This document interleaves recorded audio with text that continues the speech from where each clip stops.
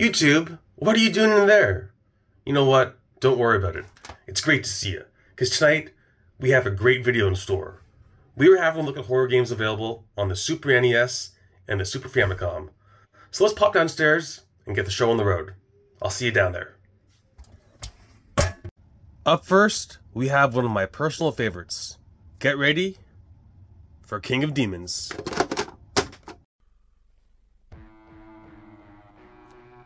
This horror platformer was developed by a Japanese company called Nihon Soft Systems and came to the SNES in 1995.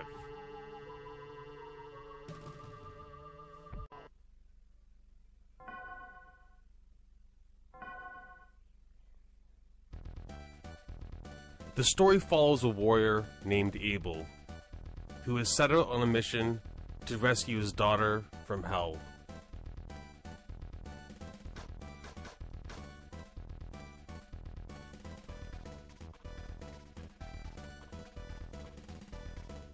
Recently, a demon had killed Abel's wife and kidnapped his daughter. The forces of hell plan to use his daughter in a dark ritual to resurrect the King of Demons.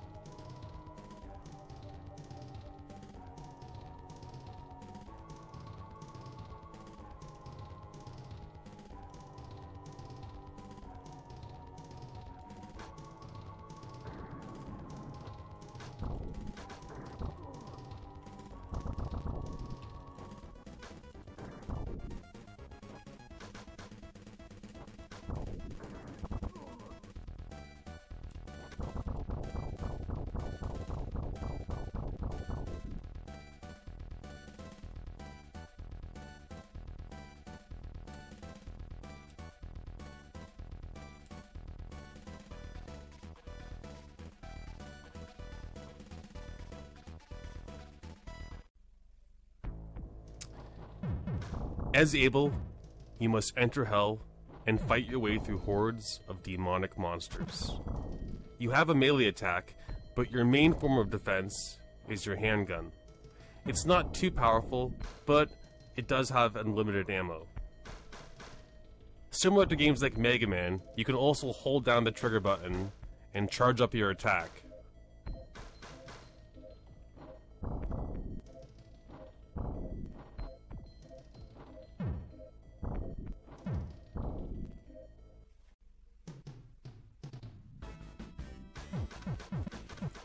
The gameplay is fun and extremely user-friendly.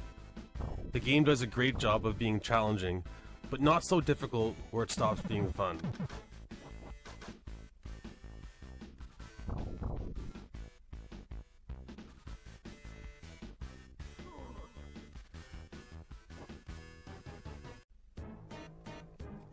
The graphics are top-notch as well. The enemy and boss sprites are very unique and horrifying. The backgrounds are creepy as well, with colorful details.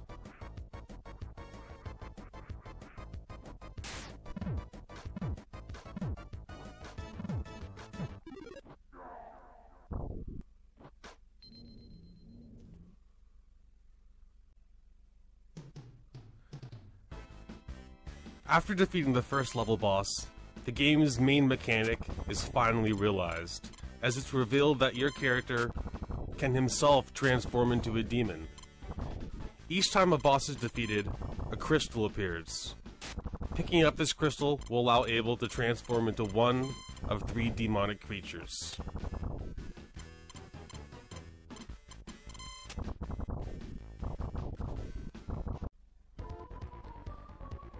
In his demonic form, Abel has more powerful attacks, as well as other unique abilities. If he collects 3 of the same crystals in a row, his demon form will transform into an even more monstrous version.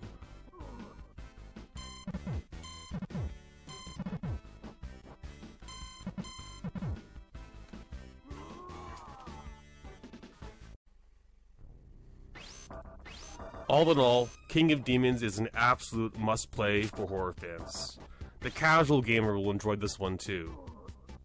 Unfortunately, King of Demons never left Japan, but English translation ROM hacks are available online. But if you want an authentic copy of this classic, you will be paying around $165. This is not a cheap game.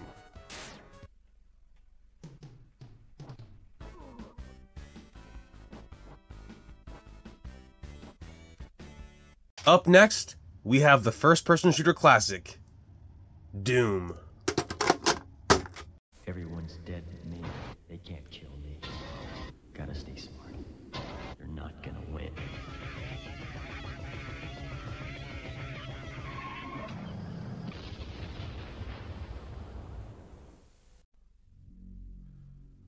Now, Doom needs no introduction, but in case you've been living under a rock the last 25 years, Doom is an iconic first-person horror shooter that was developed by id Software and was originally released on MS-DOS in 1993.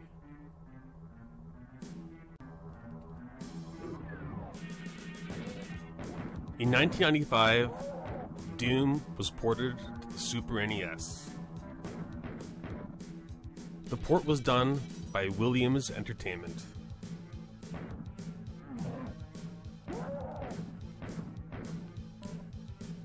Doom was the first game on the Super NES to have a mature rating. It was also one of the first games to have a colored cartridge.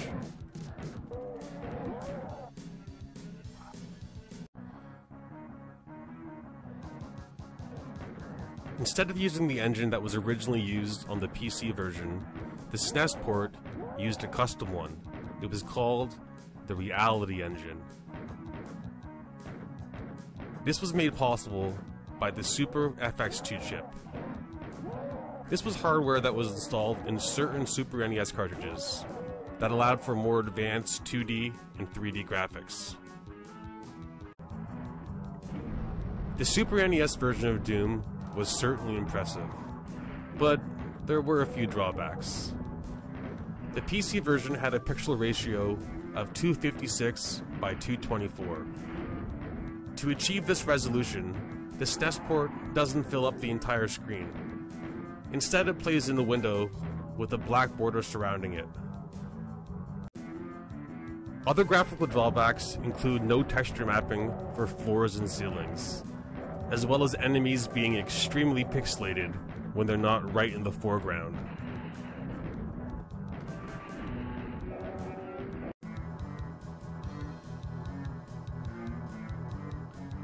Despite these problems, Doom on the Super NES is still a solid port. Fans of the SNES version often praise the new musical arrangements and the level maps, as they're more complex and elaborate than the ones on the original PC version.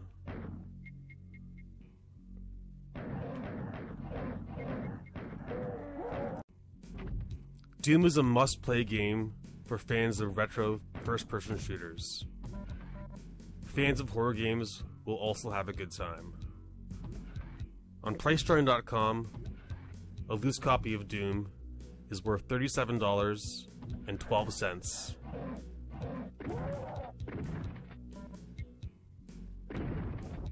Number 3 on the list is Porky Pig's Haunted Holiday. Let's check it out. This cartoon classic was developed by Phoenix Interactive Entertainment and came to the SNES in 1995.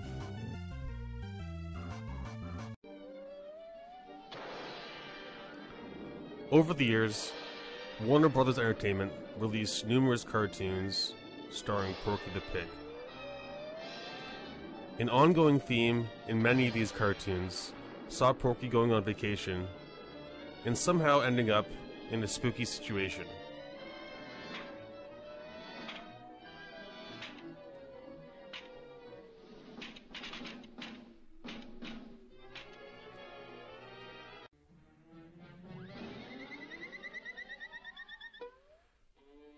Whether it be creepy ghosts or evil leprechauns, something would always end up going wrong and ruining Porky's vacation.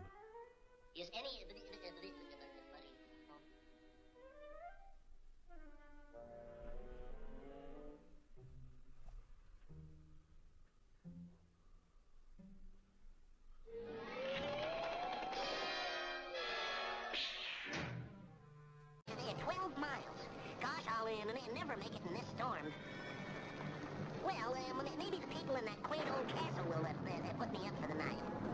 These classic cartoons were the inspiration for Porky's Haunted Holiday. Cons indeed. And what nonsense. Similar to the cartoons, the game continues the theme of Porky somehow becoming embroiled in paranormal circumstances. Is anybody home? Is anybody home? Anybody home? Buddy home? Home? Who are you? Sure, and my name is Seamus O'Toole, and it's the caretaker of Old Clory Castle I am. The game begins with a cutscene of Porky in bed, reading through his vacation brochure. As Porky plans his itinerary for the following day, he falls asleep and soon finds himself awakening in a nightmare.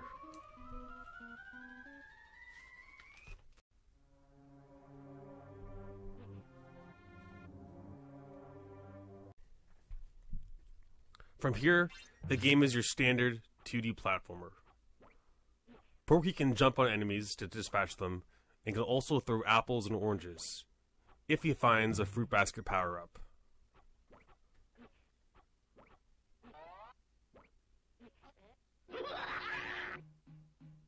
In total, there's 6 levels, each with a boss at the end of the stage. Each level has a unique spooky theme, along with different creatures and monsters, some straight from the TV show. All in all, this is a great game, and definitely one that I would recommend. A loose copy is only $12. Up next, we have the cinematic platformer, Out of This World.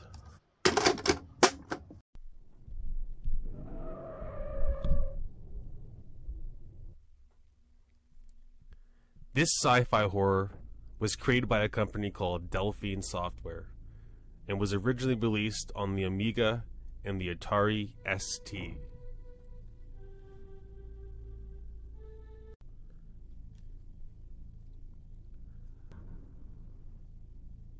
Out of This World was developed by one man, a French programmer named Eric Shahi. Although he had help with the soundtrack, Shahi single-handedly developed the game engine as well as the story, art, and animations.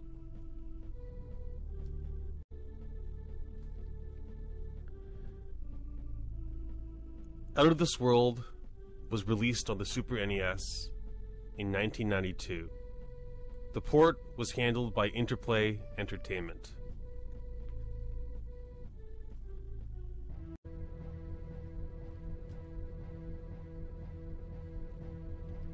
The story follows a scientist named Lester. One night, while experimenting with his particle accelerator, a thunderstorm occurs, and a bolt of lightning strikes his lab.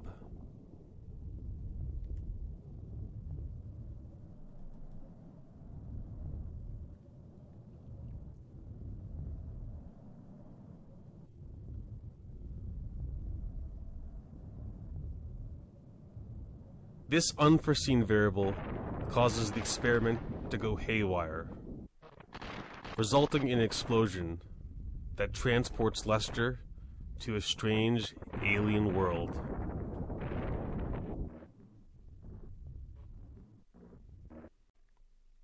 The gameplay starts off with Lester materializing in the water. It's literally sink or swim. You must get to the surface as fast as possible, or be dragged to the depths by some dark Lovecraftian monster.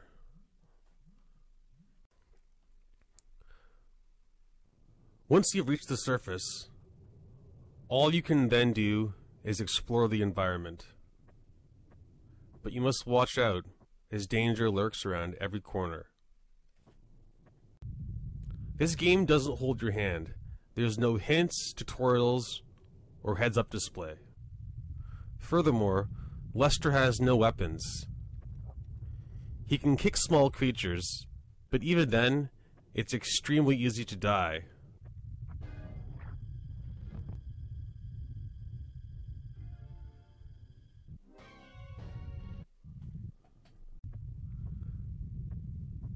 Eventually, Lester will acquire a laser gun. But even with this weapon equipped, it's still very easy to die. Quite often, you'll find your best option is to run.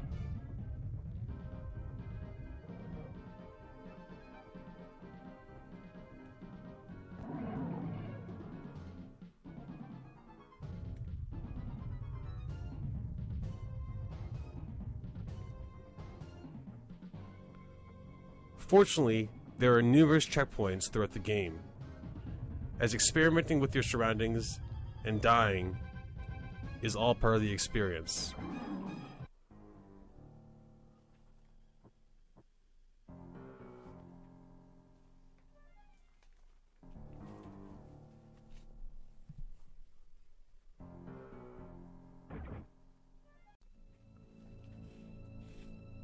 Out of This World is definitely an absolute classic, and I would highly recommend it for horror fans. Since its original release back in 1991, Out of This World has been ported to numerous retro and modern consoles.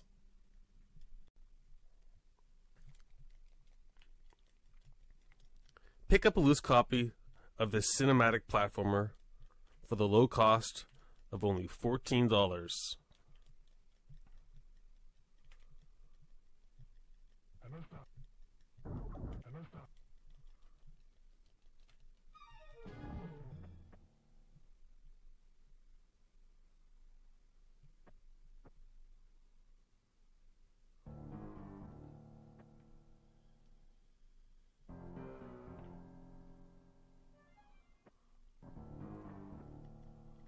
Up next, we have The Adventures of Dr. Franken. Dr. Franken was developed by Elite Systems and was released on the Game Boy in 1992. A year later, a developer called Motive Time created a version for the Super NES. It was called The Adventures of Dr. Franken. It was less of a port and more of a reimagining of the original. The story follows Frankenstein's monster, who goes by Franken. Franken and his wife Bitsy are going on vacation to New York City. Bitsy decides to dismember her body and mail it in pieces, as she doesn't have a passport. But the postal office messes up and ships Bitsy's body all over the world.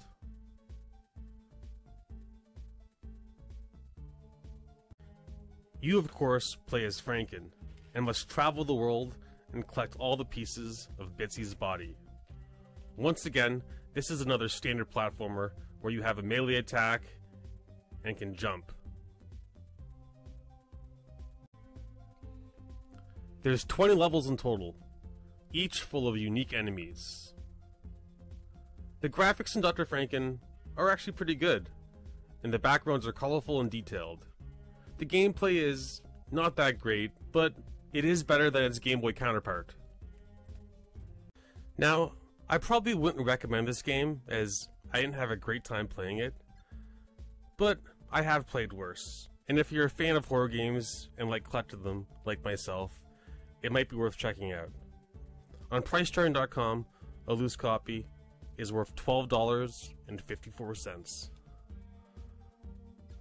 Up next, we have a game based on one of my favorite movies. Get ready for The Warlock. This action platformer was developed by Real-Time Associates. It is of course based on the 1989 horror classic of the same name.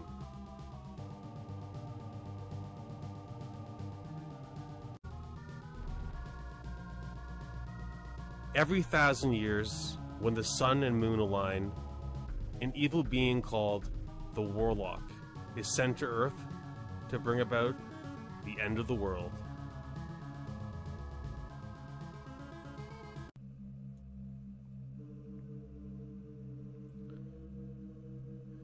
To bring forth the end of the world, the Warlock must first collect 6 ancient runestones and combine them to create a magical doomsday device.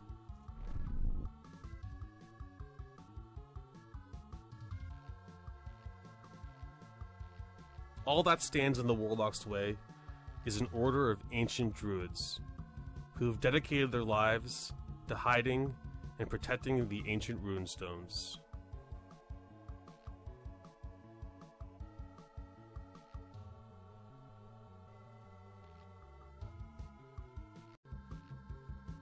You, of course, play as one of these ancient druids and must travel through time and space and stop the warlock from completing his unholy mission.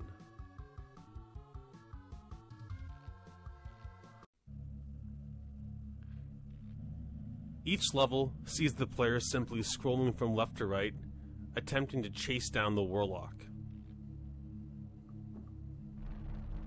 Along the way, you will battle numerous creatures and monsters, most of which have been summoned or created by the warlock.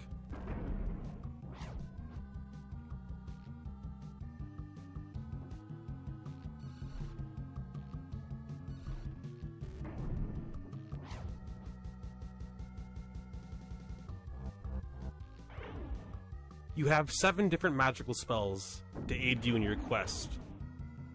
You also have the ability to fire projectiles from your hands. You also have these weird magical orbs that float around you. By holding down the D-pad, you can fling this wherever you want. Although, as you can see, it doesn't work that good.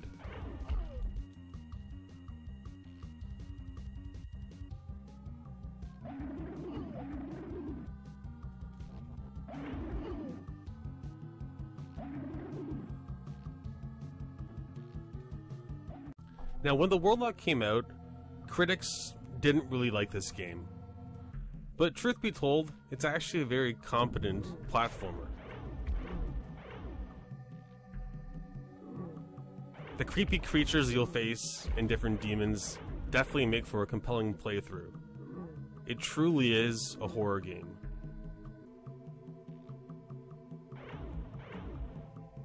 The graphics and enemy sprites look great, and the music is top-notch. The gameplay, especially the jumping, is a bit clunky, but that was common in most games of this era. But despite those flaws, the Warlock is still a great game. Pick up a loose copy of this horror classic for only $10. Is that the best you can do?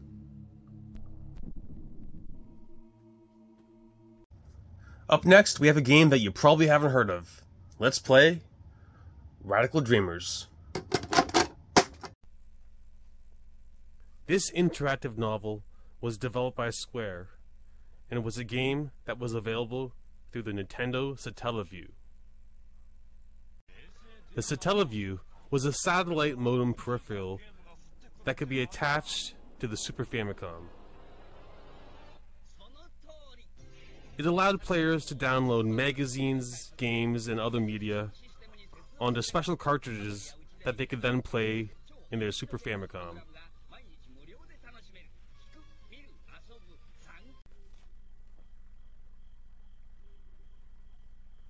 Radical Dreamers is actually part of the Chrono series. It acts as kind of an unofficial sequel to Chrono Trigger.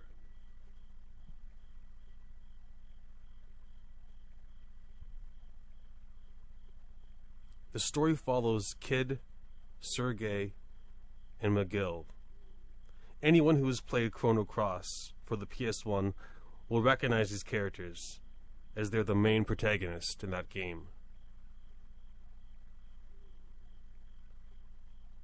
The small group, led by Kid, are on a mission to steal a powerful artifact called the Frozen Flame.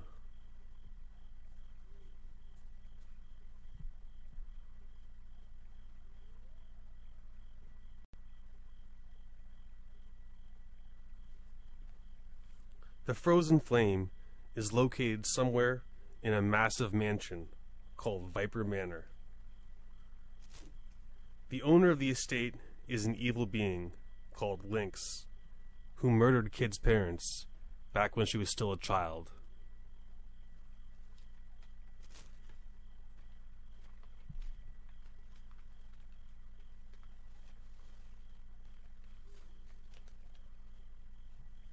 The gameplay does have graphics, but the majority of the game is simply text-based. At numerous points, you must make different decisions that can affect the rest of the game.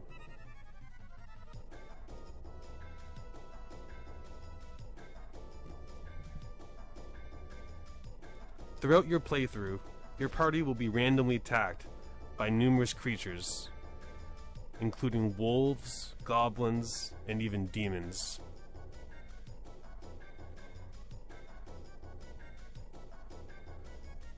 During combat, you're given the options to fight, use magic, defend yourself, or run. Certain choices have an unseen time limit. Too much hesitation will cause injury or death.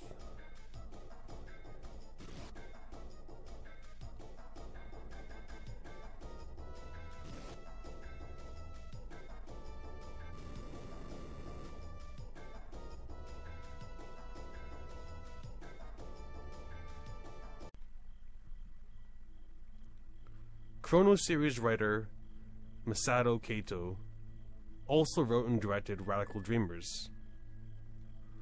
Unlike Chrono Trigger, Kato gave Radical Dreamers a much darker story, with horror elements scattered throughout.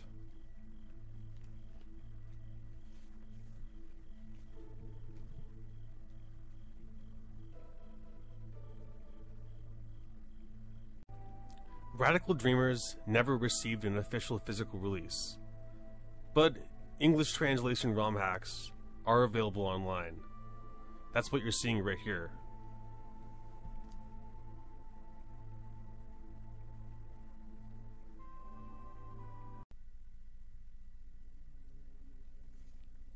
In 2022, Chrono Cross, the Radical Dreamers edition, was released to all modern systems.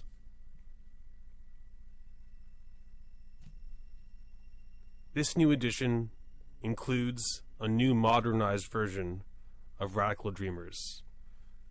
It isn't the classic one, but it's still a pretty decent way to play it. I highly recommend checking out Radical Dreamers. Horror fans will enjoy it, but it's an absolute must-play for fans of the Chrono series. Next up, we have Nosferatu. Let's check it out.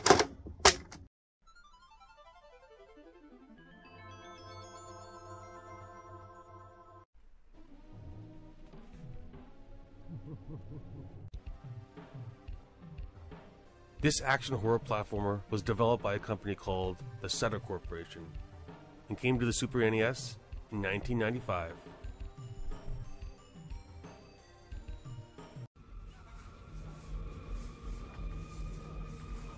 Nosferatu, also known as Count Orlok, is the main antagonist in the 1922 German classic of the same name.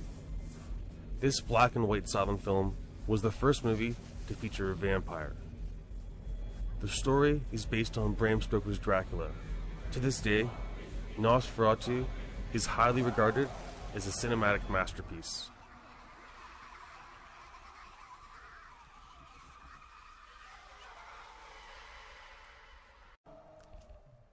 In the Super NES version, you take control of the protagonist, who is simply known as Kyle. Kyle's wife Erin has been taken by Nosferatu. Our hero then breaks into his castle and begins his mission to find his wife. The first level takes place in the dungeons. As Kyle, you must navigate your way through each level and find the exit. As you explore the castle, you'll find numerous treasure chests. Some will contain health pickups, while others have time bonuses. These are essential, as you only have a few minutes to complete each stage.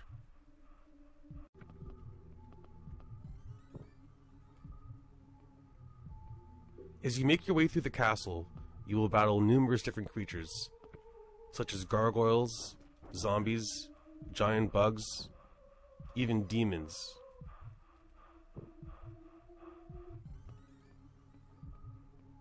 Kyle has no weapons to defend himself, but he does have his fists and feet, and I think you'll find that the melee combos are actually quite effective. Speaking of punching, I always enjoyed the fighting animations in this game. As before a fight, Kyle throws up his fists like an old school boxer and loads his punch.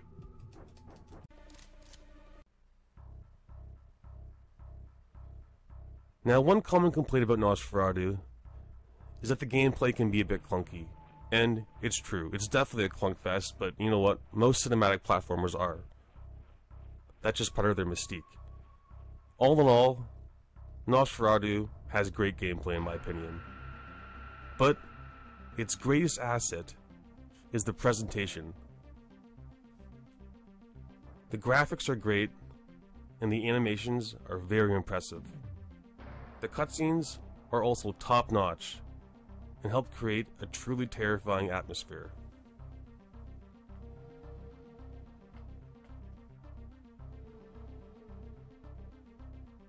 Nosferatu is definitely a horror game that I would recommend to both horror fans and the casual gamer. But the price is a bit steep. On PriceCharting.com, a loose copy is worth around $141. But once again, there is cheaper options online. What you're seeing here is actually a ROM hack that I bought for around 25 bucks.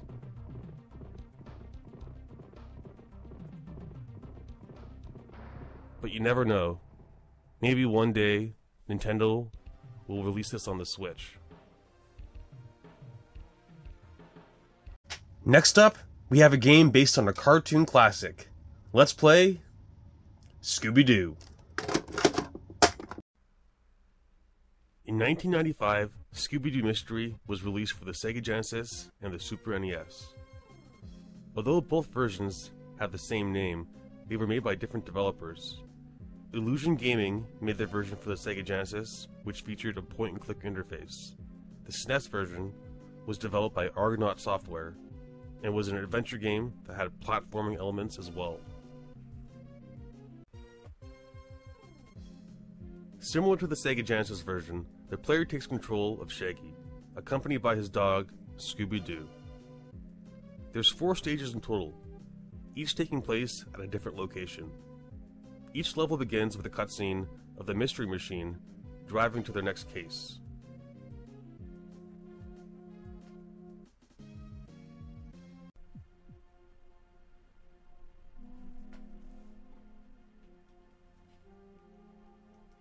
As Shaggy, you must then search each level and try to find all the clues.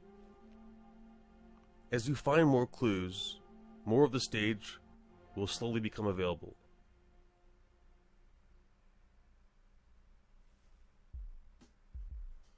As you search for clues, you must watch out for small animals, such as rats, and also avoid hazards, or falling from high places.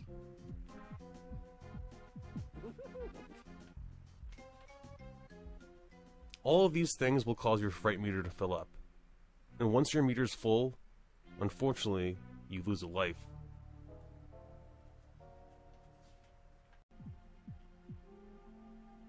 If you talk to Daphne, she will give you Scooby Snacks, and these will lower your fright meter, but there's only a few available in each stage.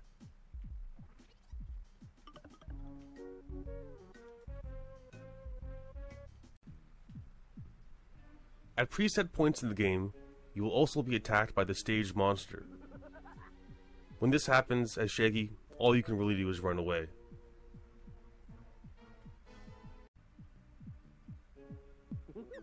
All in all, Scooby-Doo Mystery is an okay game, but it's not one that I'd recommend. It's just too clunky and slow-paced. However, fans of Scooby-Doo may appreciate the animations and the great music, but the casual gamer probably won't have a very good time.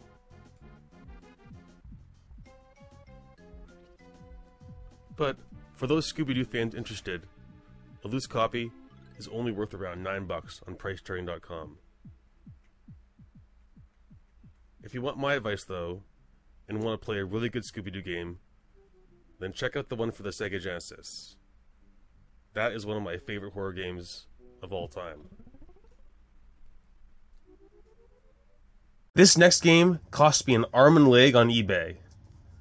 Get ready for the classic Japanese tale of horror, Musaya. This horror platformer was made by a Japanese developer called Jorudon and was released back in 1992.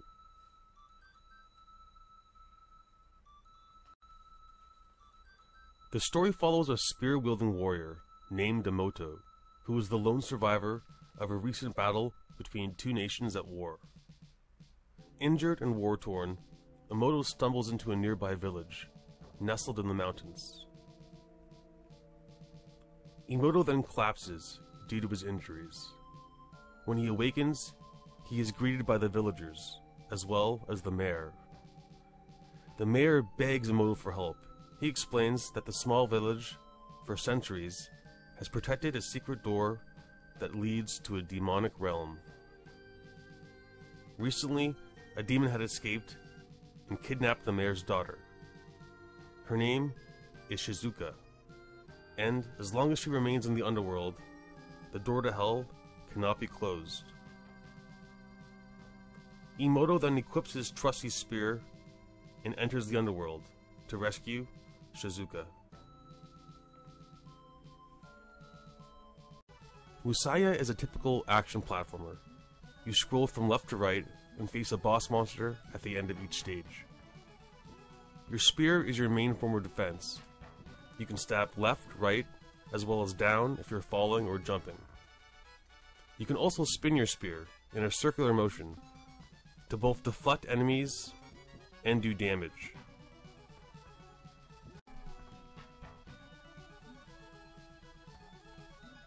As you progress, you will learn different magical spells.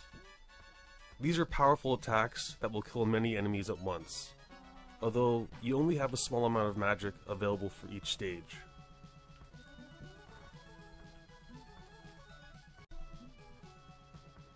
Emoto also has the ability to jump extremely high. He has his standard quick jump, but if you hold the up button, he will soar ridiculously high.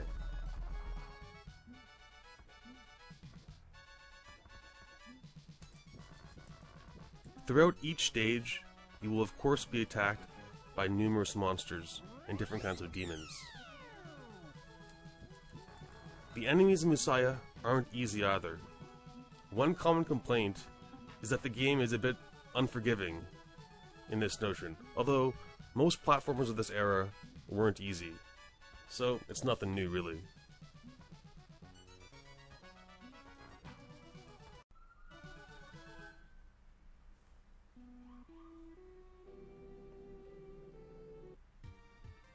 Despite the game being difficult, in my opinion, Musaya is an absolute classic, and definitely worth playing if you're a horror fan. The casual gamer will probably enjoy it too. This is yet another game that is not cheap though. On Pricetrain.com, a loose copy is worth around 120 bucks. But if you can afford it, I would definitely recommend checking it out. Pinball fans might recognize this next title. Let's play Jackie Crush. This pinball horror classic was developed by Compile and was released in 1992.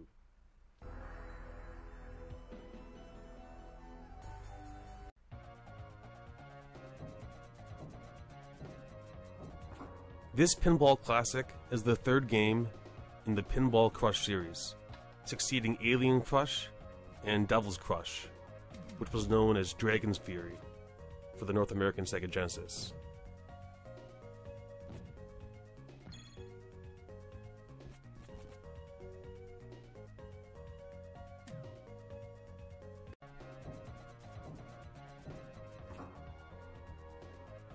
Similar to its predecessors, Jackie Crush features horror-themed pinball tables, divided into 3 sections, each with their own set of flippers.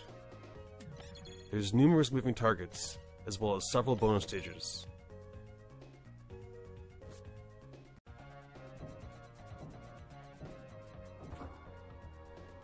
The monsters throughout the tables are all demonic in nature, as the word demon roughly translates to Jackie in Japanese.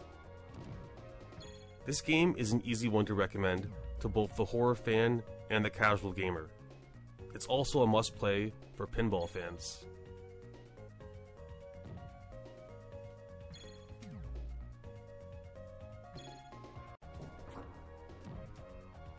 Unfortunately, this hidden gem never left Japan, and is only available on the Super Famicom. If you have a system that plays Japanese games, an authentic copy of Jackie Crush is worth $31. But there's also North American ROM hacks available online.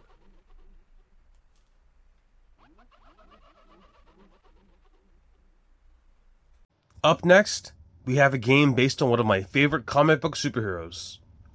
Get ready for Todd McFarlane's Spawn the Video Game. This dark beat-em-up was made by a Japanese developer called Yuki Yotai, and came out on the SNES in 1995. The game is of course based on the comic book of the same name, and was the first video game to feature the Image anti-hero.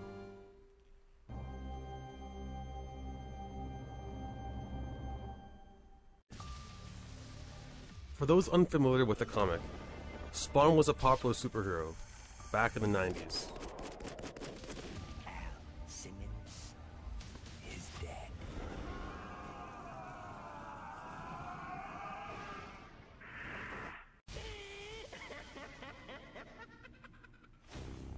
They made me a monster. The comic followed protagonist Al Simmons, who was a secret government agent Someone's got your weapons. who was betrayed by the very people he worked for. Needed plugged. It's become an eye for an eye. Cyan. After being sent to hell and burned alive, Al Simmons made a deal with a demon. He was then resurrected as Spawn. Move away from the child. Hey, that wasn't in the script. I let my guard down. All the ghosts come back to me.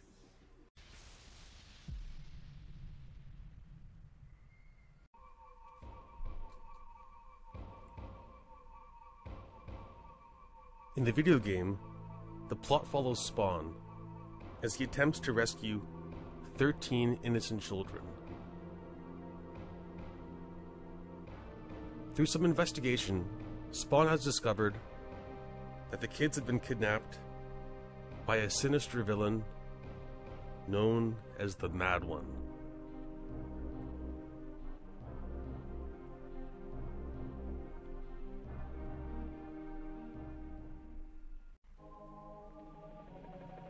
The gameplay features platforming elements, but the main focus of the game is simply scrolling from left to right on a 2D plane and beating up the bad guys.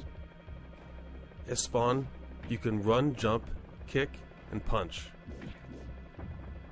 Pressing an attack button after jumping also causes Spawn to do a spinning kick that slowly hovers down.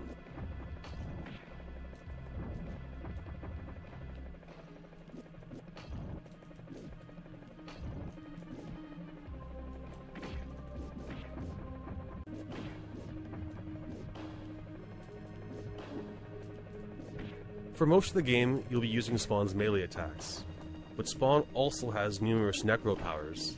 These abilities include healing, teleportation, and firing different projectiles. Todd McFarlane's Spawn is nothing too special, but it's definitely a fun and competent action game. The dark story makes for a compelling playthrough. If you're a fan of the Spawn franchise, it's definitely a must-play. It's cheap too. A loose copy only goes for $16.34.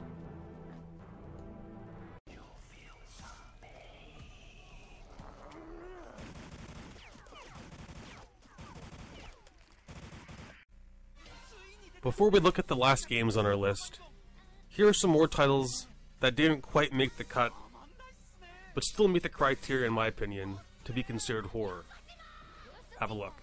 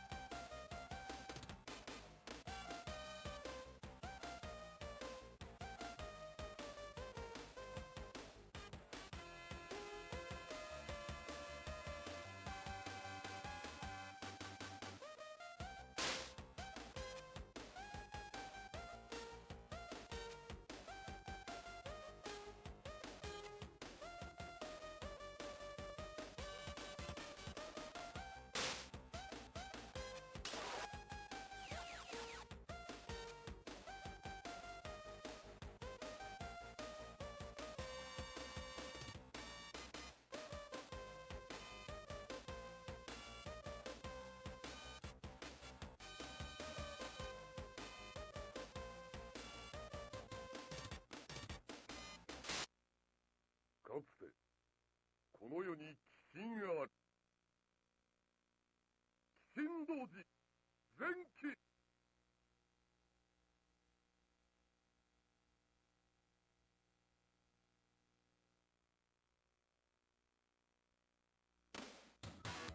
全教官。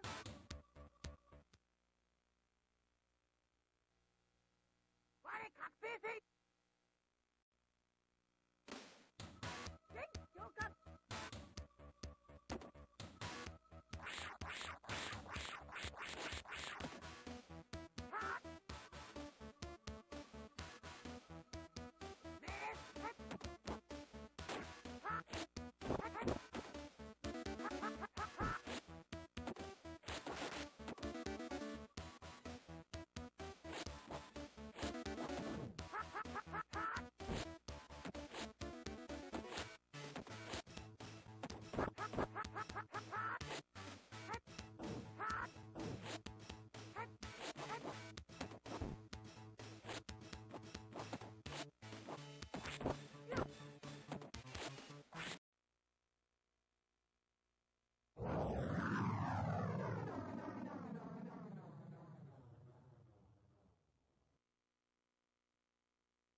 InGen must be eliminated. I will have control of Jurassic Park. Have your scientists ready to go immediately.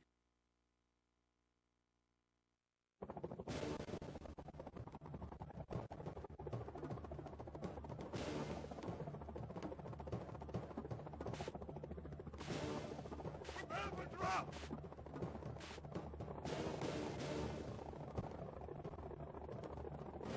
Go! Go! Go!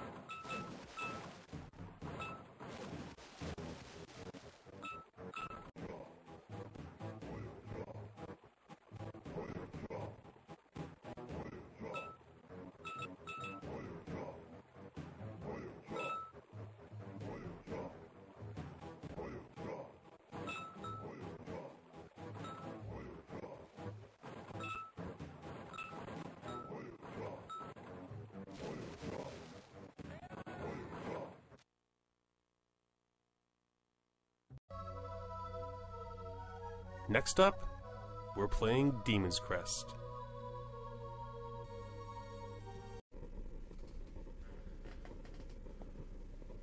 This side-scrolling action horror was developed by Capcom and came to the Super NES in 1994. You play as a demon called Firebrand, who is a Capcom favorite who was featured in the classic Ghosts and Goblins and starred in Gargoyle's Quest 1 and 2. This time around, the game sees Firebrand on a quest to collect 6 magical stones, which are also known as Demon Crests. Another evil demon, called Phalanx, had stolen the stones from Firebrand and used them to take over the demon realm. Now, Firebrand's only hope is to reacquire all his elemental stones. Only then can he have his revenge.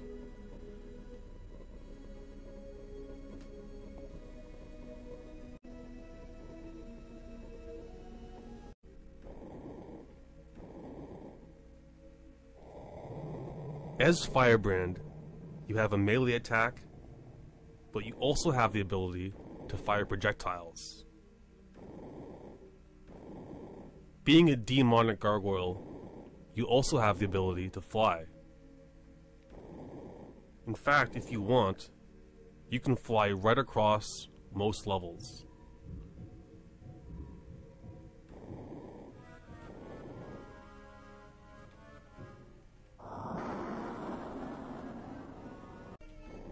As you progress through the game, you will collect different magical stones, called Demon's Crests. These will allow Firebrand to acquire new powers, and even change his form. The game even features some RPG elements, as throughout the levels you can find hidden talismans.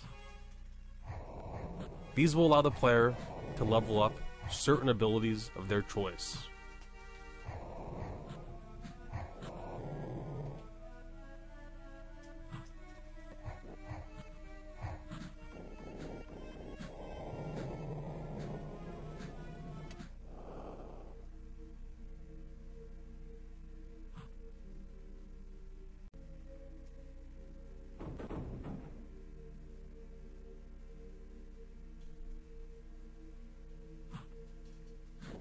Demon's Crest is a hidden gem, and it's a game that has become somewhat obscure over the years. But in my opinion, it's a solid game, which I would highly recommend checking out. It's not cheap though. A loose copy is worth a whopping $126 on Priceturning.com.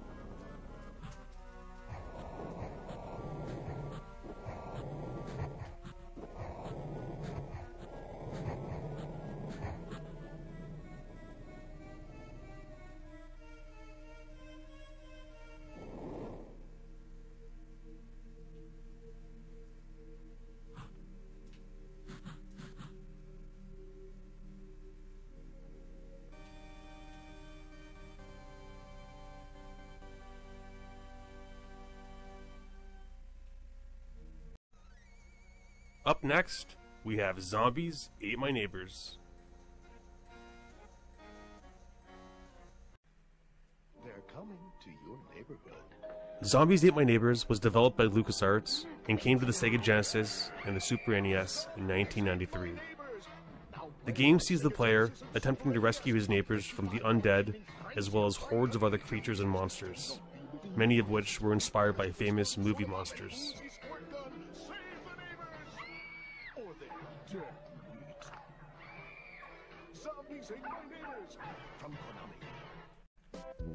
You have the option to play as Zeke or Julie, but both characters are the exact same and don't actually affect the gameplay.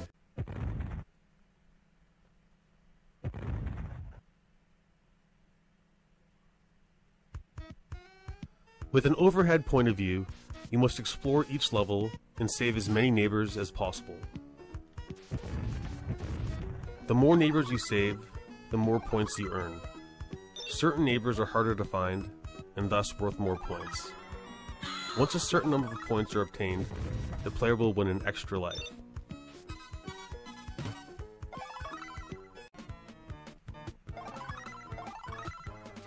Now this game gives you a lot of bang for your buck.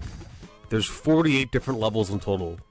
Each level is of course infested with zombies, but there's also monsters and creatures that are only unique to certain stages.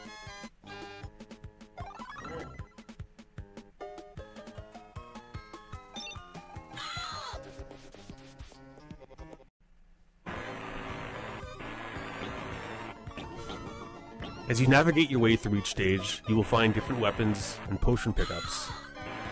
Some potions will replenish your health or increase your speed. There's even a potion that will transform your player into a monster.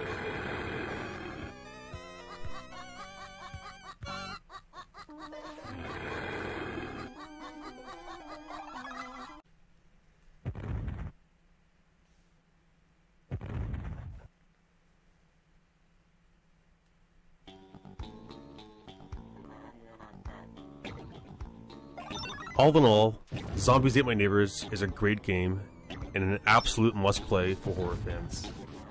A loose copy is worth around $30, but since its original release, it has been ported to many other systems and many virtual stores, including the PS4 and Xbox One.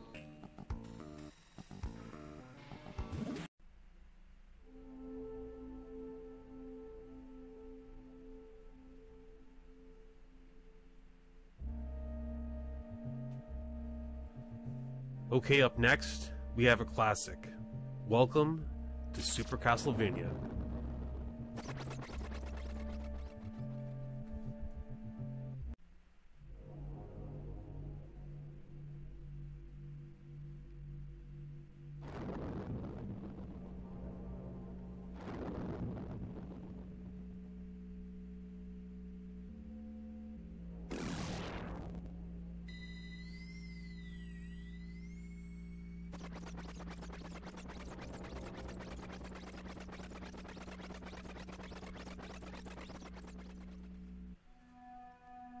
This vampire classic was the first Castlevania game available on the SNES. It was of course developed by Konami and graced the Super NES in 1991. Super Castlevania 4 is, in a sense, a reboot, as it follows the same story from the original Castlevania on the NES. For those unfamiliar, you play as Simon Belmont, who comes from a long lineage of vampire hunters. As Simon, you enter Dracula's castle on a mission to find the Prince of Darkness and end his reign of terror.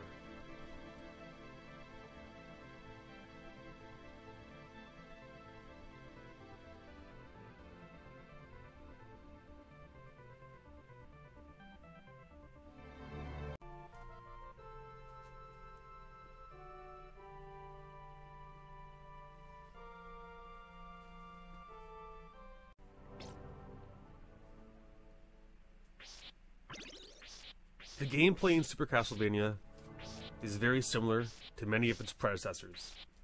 With linear level design, you scroll from left to right and must battle numerous monsters and other dark creatures of the night.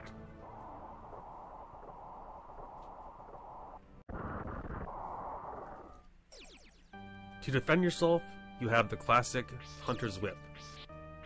You can attack in 8 different directions. You can also use the whip to swing across large gaps. You can also spin the whip around in a circular motion to attack enemies and deflect projectiles. As you traverse each stage, you can strike candles that will drop different weapons. They will also drop health pickups. Weapons include hatchets and throwing knives, although weapon pickups are only temporary.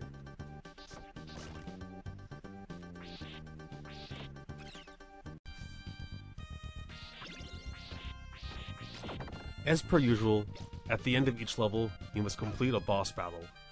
After dispatching the stage boss, you are given a crystal that will replenish your health bar. As mentioned earlier, the gameplay in Super Castlevania 4 is very similar to its predecessors, but it has been overhauled to be much less frustrating and is much more user-friendly.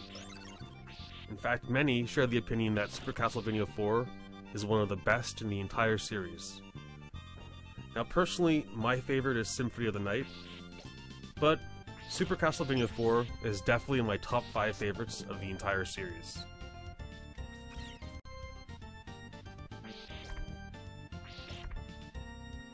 Now this game is kind of pricey.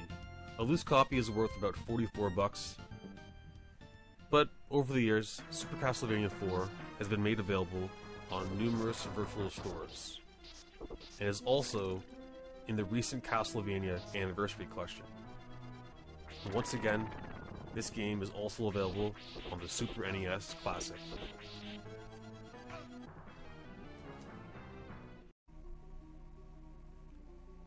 Next up, we have another LucasArts classic. Welcome to Ghoul Patrol.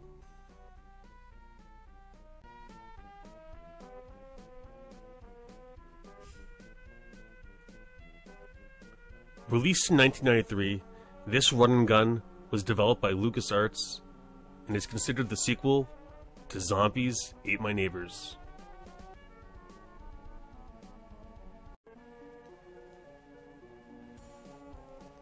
Although Ghoul Patrol is widely accepted to be the successor to Zombies, it definitely did not start out that way. Originally, a developer called Motion Pixel had licensed the rights from LucasArts to build the game using the Zombies engine.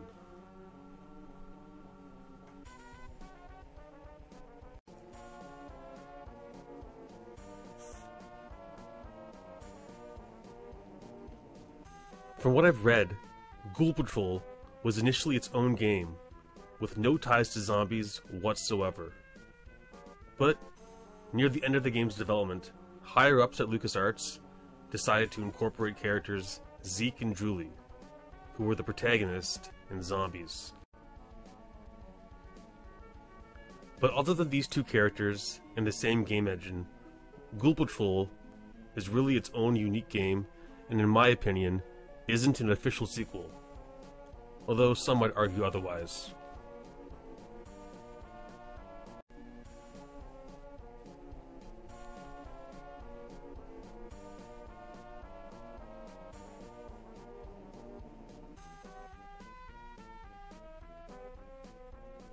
Many people share the opinion that although Ghoul Patrol is a good game, it's nowhere near as good as Zombies Ate My Neighbors.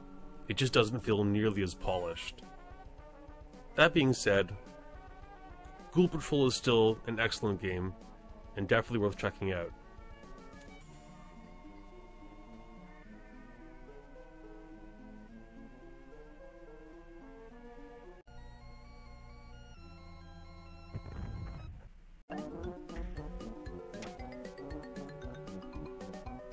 Similar to Zombies Ate My Neighbors, the game sees the player navigating each level and attempting to rescue a preset number of NPCs.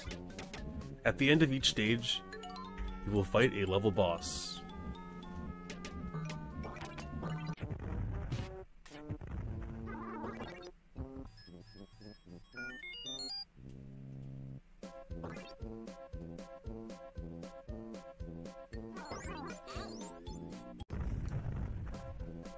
Now, despite this game feeling like a dollar store version of Zombies Ate My Neighbors, it's still a pretty good game, and horror fans should definitely check it out.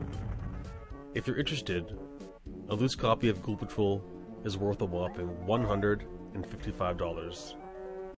But there is more economical options available. In 2010, Modern Systems saw the release of a 2-in-1 game that featured both Ghoul Patrol and Zombies Ate My Neighbors. This is definitely your best bet and the best way to play these classics. They're available on all modern systems.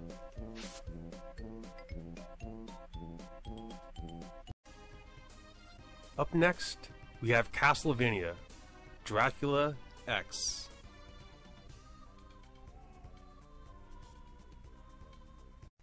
In 1993, Konami released Castlevania, Rondo of Blood on the Japanese PC Engine.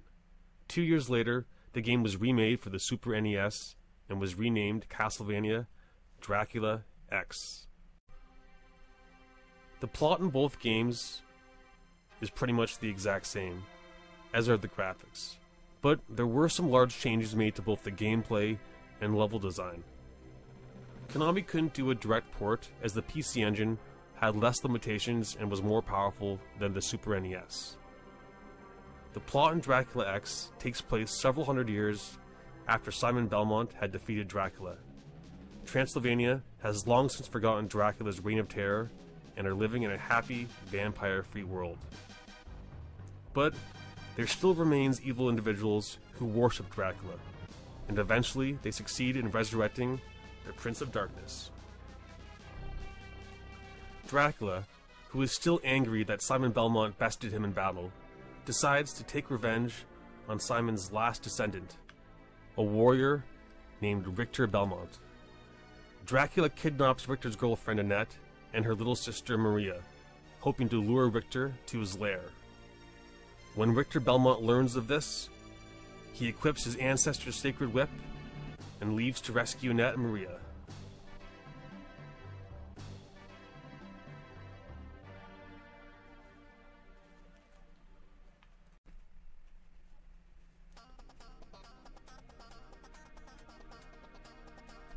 As mentioned earlier, the gameplay in Dracula X is almost the exact same as in Rondo of Blood, but there is less levels. Unlike the last Castlevania game that we looked at on the SNES, Dracula X features levels with branching paths that lead to different routes. There's also 3 different endings depending on if you rescue Annette and Maria.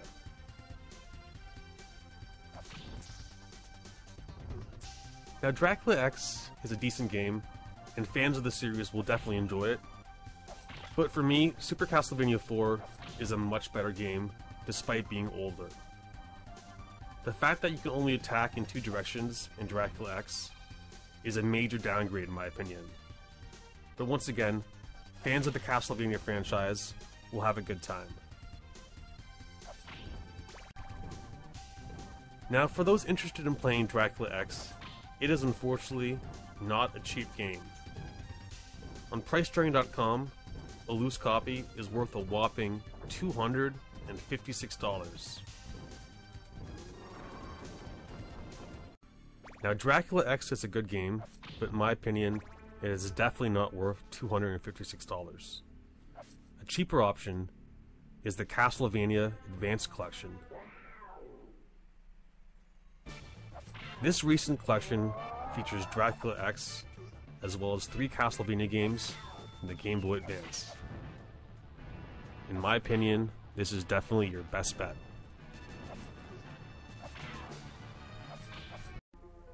Up next, we have a classic. Let's play Super Ghouls and Ghosts. This Super NES classic came out in 1991 and was developed by Capcom. Growing up, I used to play this game all the time. It was definitely one of my favorites. And for many years, I thought Super Ghouls and Ghosts was just a port, as Ghouls and Ghosts had come out in the arcades and on the Sega Genesis 2 years earlier. But eventually it dawned on me that Super Ghouls and Ghosts was not a port, it was in fact its own game that was built to run specifically on the Super NES.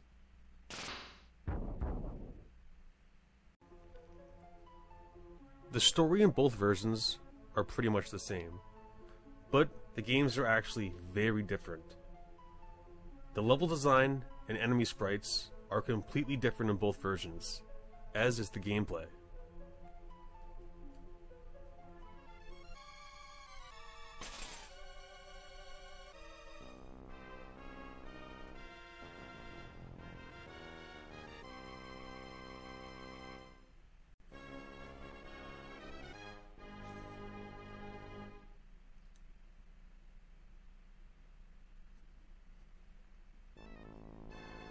In Super Ghouls and Ghosts, you can double jump, but you can only throw your projectiles left and right. Whereas in the original, you can throw projectiles left, right, and down, but cannot double jump. These differences will completely change the way you play both games. Now, both versions of Ghouls and Ghosts are great, but my favorite is definitely the one on the Super NES. My only criticism is how the game slows down and lags if there are too many sprites on screen at once.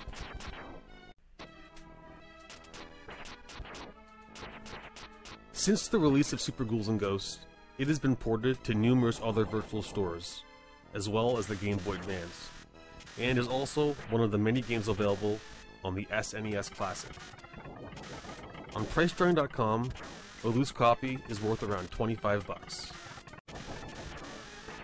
This is a must-play game for all fans of the Super NES, especially the horror fans.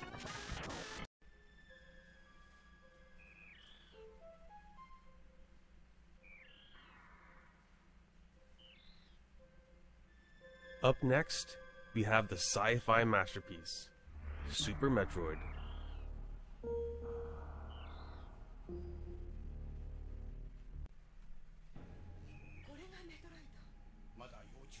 This sci-fi horror was created by Nintendo with the help of a developer called Intelligent Systems.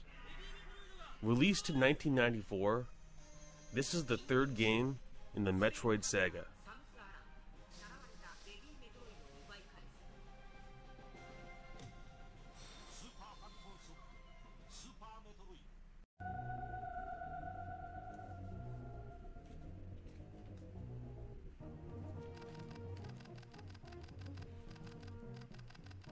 Once again, you take control of space bounty hunter Samus Aran. The story takes place after the events of Metroid 2, Samus' Return. Samus has destroyed all the monstrous Metroid creatures inhabiting planet Zebes. But she has rescued a harmless Metroid baby that was still in its larvae state.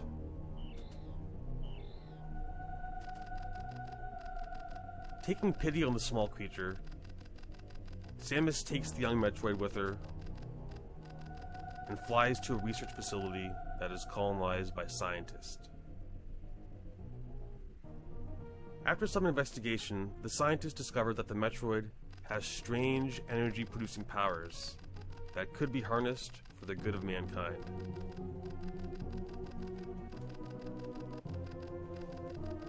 Satisfied with the outcome, Samus departs from the space colony in search of her next bounty.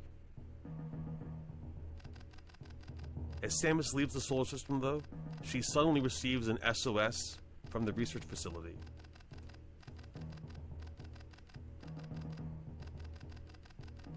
Samus returns to the space colony, only to find all the scientists massacred.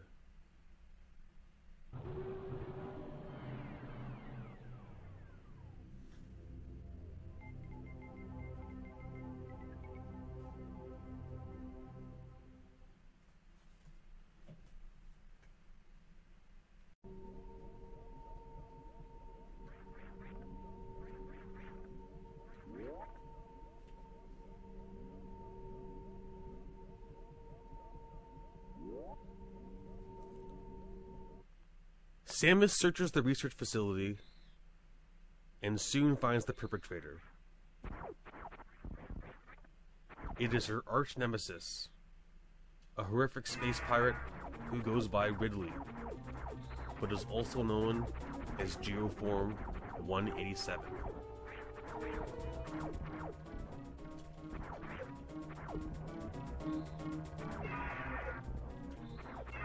After a fierce battle, the sinister space pirate steals the Metroid and flees the research facility.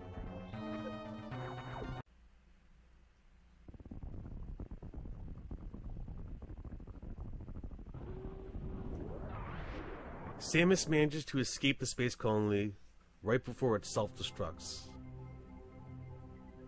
She then sets her sights on the planet Zebes.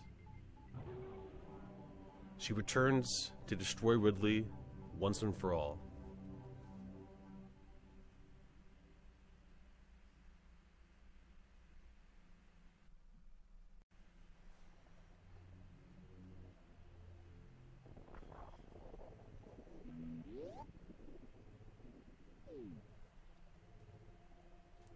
Although the intro cutscene has some gameplay, the real game starts when Samus arrives on planet Zevis. She soon discovers that the space pirates have rebuilt their base and have begun cloning Metroid creatures.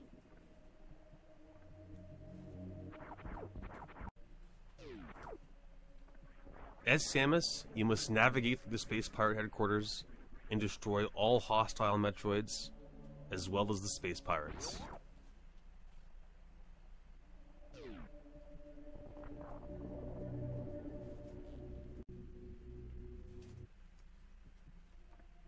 Similar to the game's predecessors, you don't start off with any abilities except your hand cannon, but your missiles and morphing ball quickly become available. The Metroid series are famous for creating a subgenre of video games that were coined Metroidvania. This refers to a non-linear game where you can backtrack to certain areas that become available only after learning new abilities. And this Metroid game is no different. As you investigate the space pirate headquarters, you will obtain new abilities that will open up stages in areas you've already explored.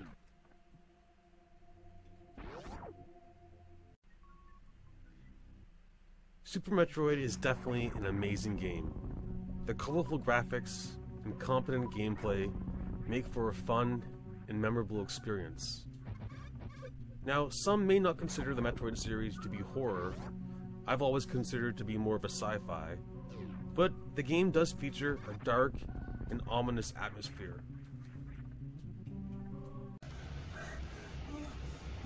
The creator of the Metroid series has even went on record saying that the main inspiration for Samus was Ripley from the Alien movies. In fact, the reason the space pirate leader is named Ridley is a nod to the director of the first Alien film, Ridley Scott.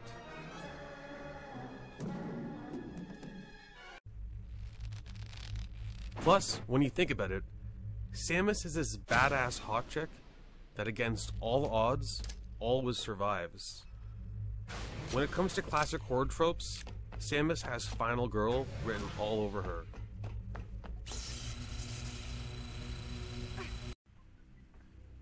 Any way you hack it, this classic is an absolute must-play. Both the horror fan and the casual gamer will have a great time and enjoy this one. But this game isn't cheap. A loose copy of Super Metroid is worth $61 on PriceCharting.com.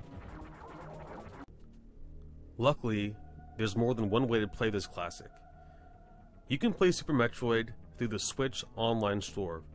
It is also one of the many games available on the Super NES Classic. I highly recommend checking out this one.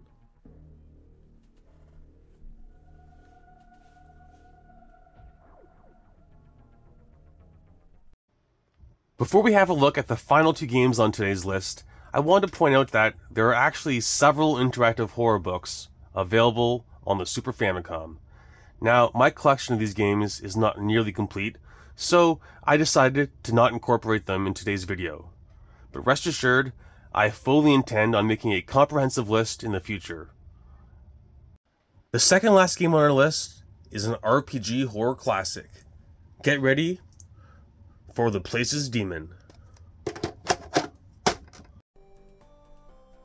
Le Place No More, which translates to Le Place's Demon, is a survival horror RPG developed by Victoke and released in 1987.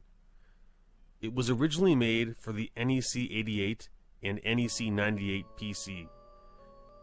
In 1995, it was remade for the Super Famicom. While the original featured an old-school first-person point of view, the SNES version opted for a more traditional, over-the-head RPG-style interface.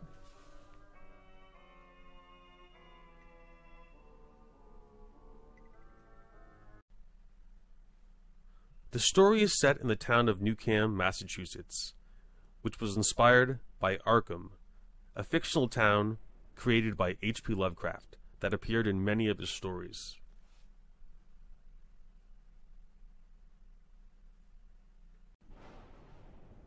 The town of Newcomb has been mourning the loss of 3 children who went missing while exploring an old mansion.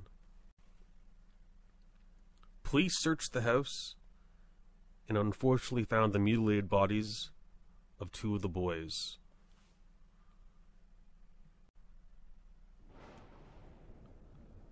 The 3rd child, a young girl named Amy, was never found.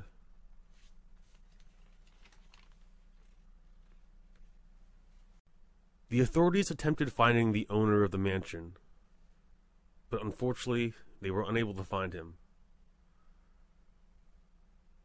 With the owner missing and all search efforts exhausted, the police decided to seal off the mansion, hoping others would not venture inside and meet the same fate.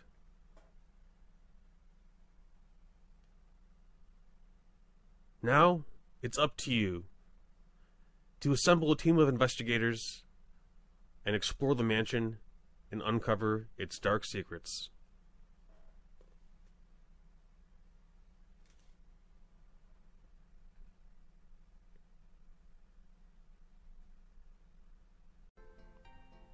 At the start of the game, you're given the option to choose your class.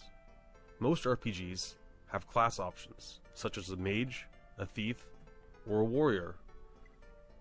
But in Laplace's Demon, you have more modern options. You have the option of being a detective, a journalist, a scientist, a medium, or a dabbler, which means an amateur investigator.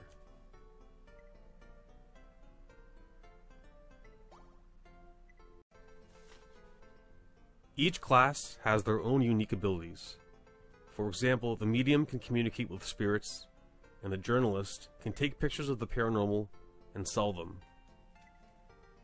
But don't worry, you're not limited to only one job class's abilities.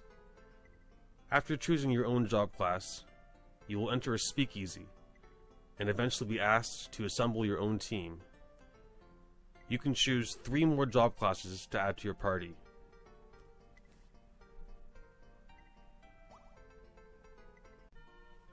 Like most RPGs, you're not contained to one area. At any point, you can leave Weathertop Mansion and head back to Newcam. Here, you can buy new supplies, treat injured members of your party, and save your game.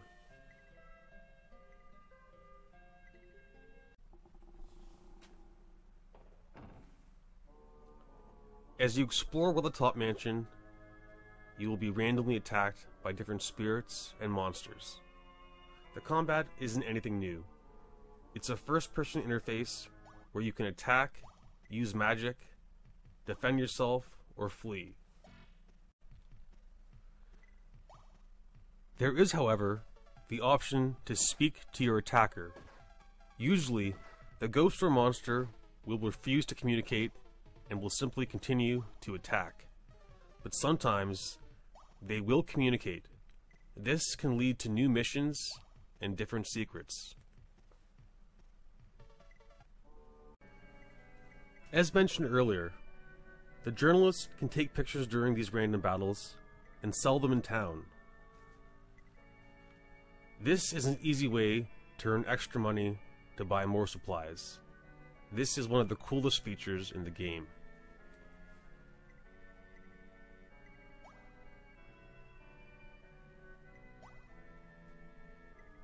As an RPG, the gameplay is of course non-linear. As you explore the mansion, there's numerous side quests. Some are optional and others must be completed.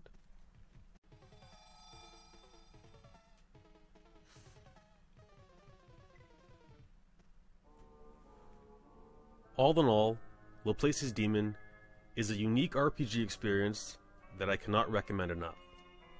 While many of the games on this list are action games with a horror motif, Laplace's Demon is a true blue horror game that must be experienced by fans of the genre.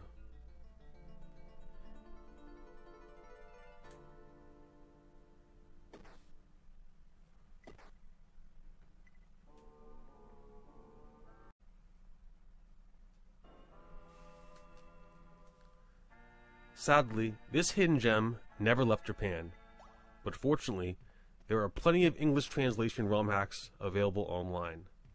That's what you're seeing here.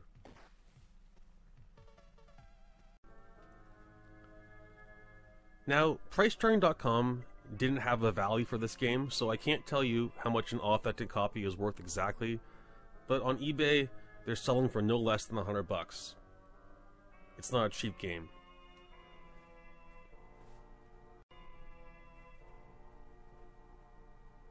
This is yet another game that's very expensive and hard to find. I would love for Nintendo to re-release this on the Switch. There's no doubt in my mind that it would be a huge hit.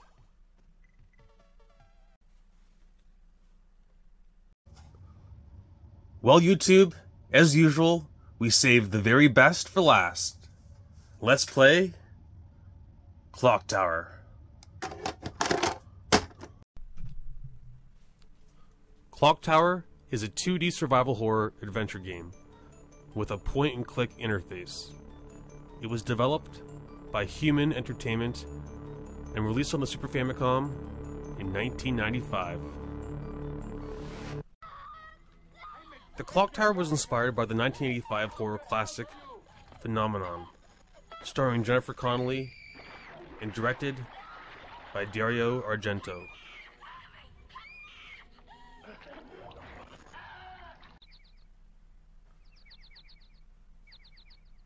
The creator of Clock Tower was a huge fan of Dario Argento films and wanted to create a video game with the same feeling and atmosphere.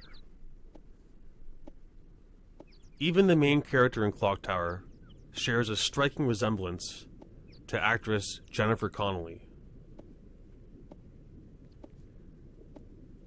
The story follows antagonist Jennifer Simpson, who along with 3 other orphans have been adopted by Mr. Burroughs, a rich recluse who lives in a remote countryside mansion.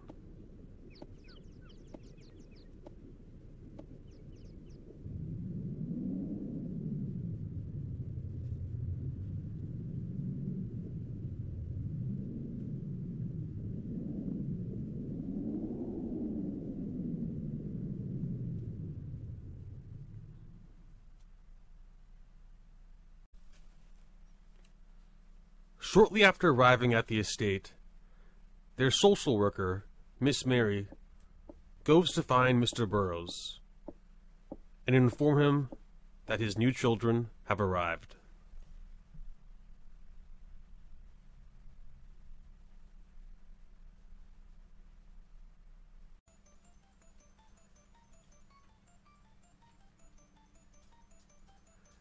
After some time has passed, Jennifer volunteers to go find Miss Mary, as she's been missing for a while.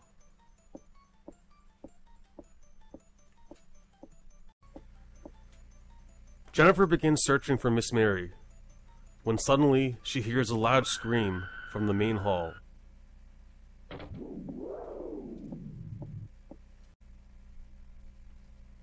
Upon your return, you find the room empty. The other orphans are nowhere in sight. Now as Jennifer, your only option is to explore the massive mansion and find the other missing kids.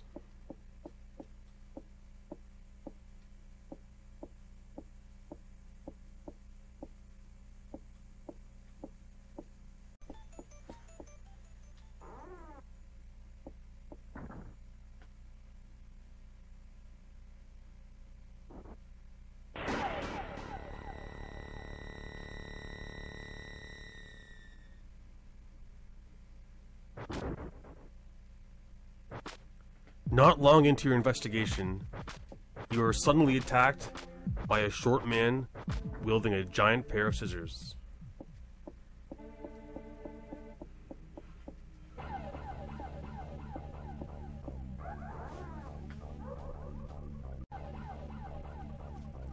Scissor Man is a psychotic slasher that stalks Jennifer throughout the entire game.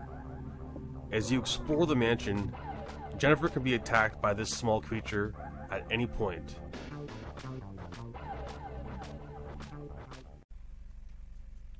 Whenever Jennifer is attacked, the game will enter panic mode. While in panic mode, Jennifer's anxiety increases while her stamina will decrease. When she's in a panicked state, she will begin to slow down and will often trip while running away. This will make it much easier to be caught by Scissor Man.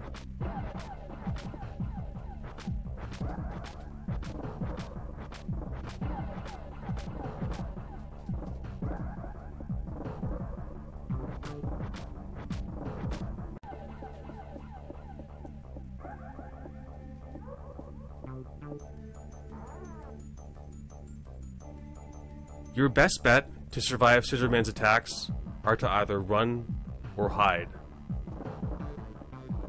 But certain points of the game will see Jennifer being cornered by the Tiny Terror.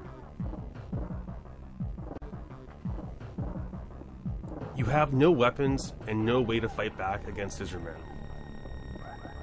During these encounters, when she's caught, you can rapidly tap the escape button and attempt to break free. Your success will be dictated by Jennifer's current status. If he manages to kill you, it is game over, and you must restart from your last save point.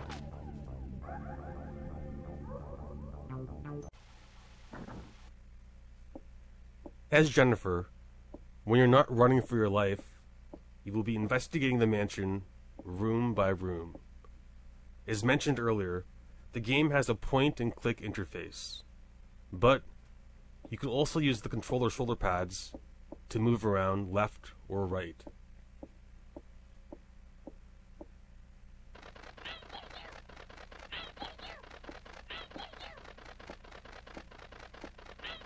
As you explore the mansion, you'll need to find key items and solve certain puzzles. Some are optional, but others must be completed to progress the storyline.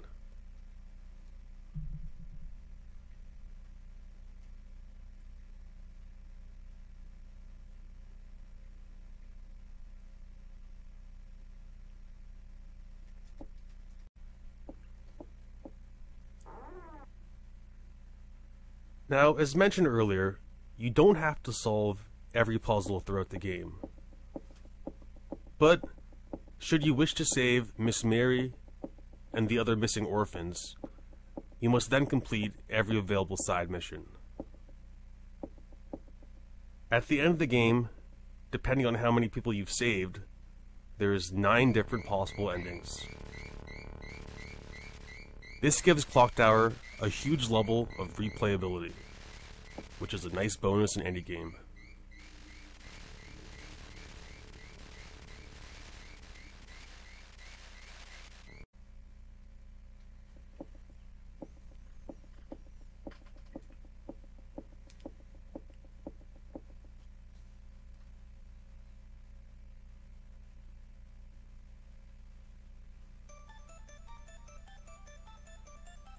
Similar to Laplace's Demon, Clock Tower is another true blue horror game and is a must-play for horror fans. In retrospect, Clock Tower is a massively important piece of gaming history.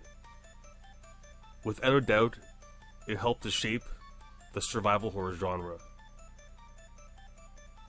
Clock Tower's importance is right up there with Resident Evil and Alone in the Dark. Sadly, this horror masterpiece never left Japan, but once again, there are numerous English translation ROM hacks available online. If you have the ability to play Japanese games, an authentic copy is worth $84 on PriceCharting.com. But there's many other ways to play this classic. Since its original 1995 release, Clock Tower has been ported to the PlayStation 1, Windows, and even received a port to the handheld system, the WonderSwan.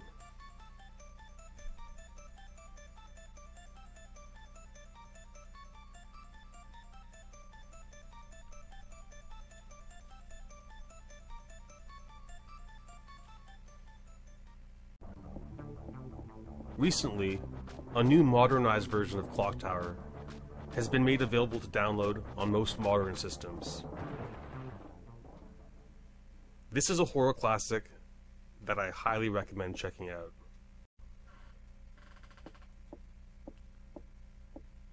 Even people who don't usually enjoy point-and-click games are sure to enjoy Clock Tower. The fast-paced gameplay and the terrifying little guy chasing you makes for a creepy and compelling playthrough.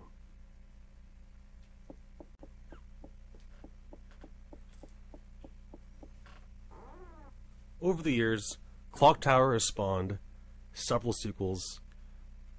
It has also been the inspiration for numerous other horror games. While all the sequels were good games in their own right, my favorite is still the original. As mentioned earlier, if you're a horror fan, this is an absolute must-play game.